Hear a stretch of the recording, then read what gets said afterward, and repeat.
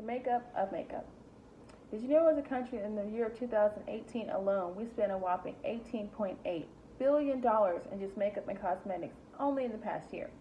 When you think about it, that's $51 million a day, or on a weekly average, that's $361 million that we spent as a country on skincare, makeup, and cosmetics alone. When many have an idea of what makeup is, but do you truly know the makeup of makeup? Americans have used makeup and cosmetics for centuries to enhance their features, proclaim their status, and also as an expression to be unique. I can relate as I have used makeup and cosmetics for over 10 years to accentuate, conceal, and convey my ever-changing styles.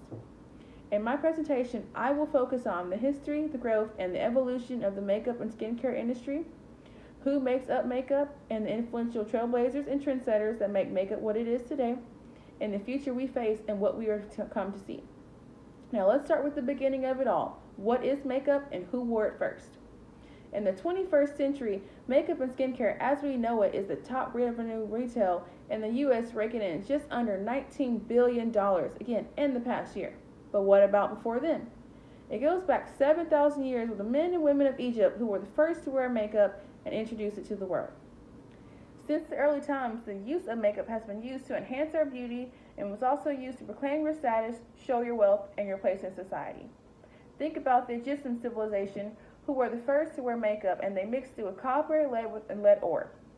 They also had a practice of using berries to darken their lips and even drastic measures like mercury, lead, and leeches to achieve a certain desired face.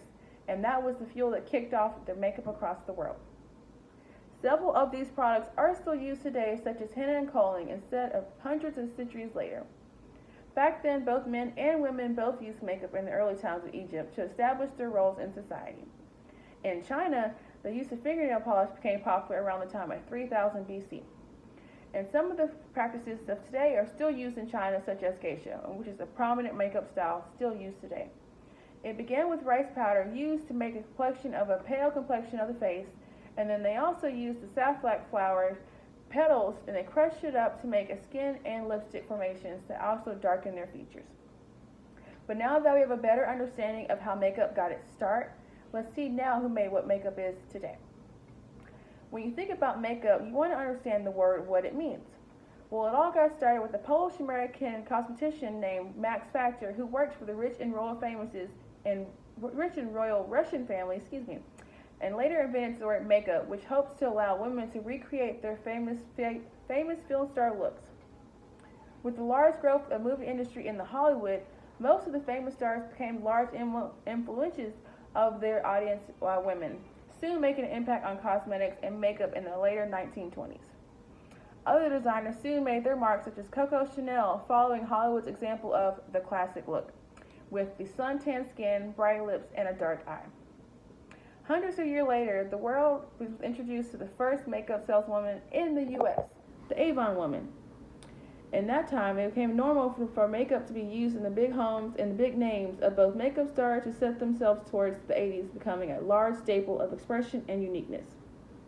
When you think about makeup then, large names like David Bowie, Boy George, and Cyndi Lauper, just to name a few, broke the mold when their brightly colored faces and wildly drawn features made the world.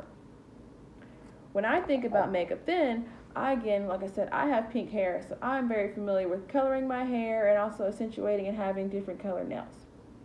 But when you think about makeup now and where it has come and how it's evolved, let's see how makeup has made an impact on today's society and essentially becoming the leading revenue in the industry today. When you think about when you purchase most of your makeup care, what time do you think? Based on recent studies, most people purchase their makeup usually in the later afternoon, and the least time would be 7% would be early mornings. Makeup and skincare products have grown to be a multi-billion-dollar company today, and that will only continue to grow.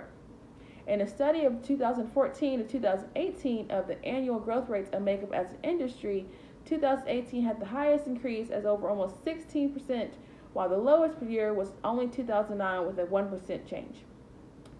The U.S. prestige beauty industry reached $19 million in sales in 2018, and the revolution of social media had a major impact on makeup and what it's become now.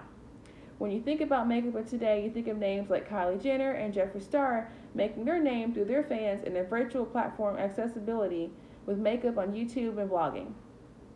With the continuous booming in business makeup is today, the future has no signs of fading out anytime soon. The wave of cosmetics has a momentum that cannot be matched, and while still on the rise, we see what it is today. As we consider our skincare routines, what brand of eyeshadows to splurge on, or whether to use sunscreen, makeup and our how we self-care will forever be a focus of the people. Makeup is for everyone, men and women, young and old, with majority of it being safer practices than used before. Makeup, as I look forward as a consumer and as a makeup user, I enjoyed looking forward to see what's going to happen in the future with this. Thank you.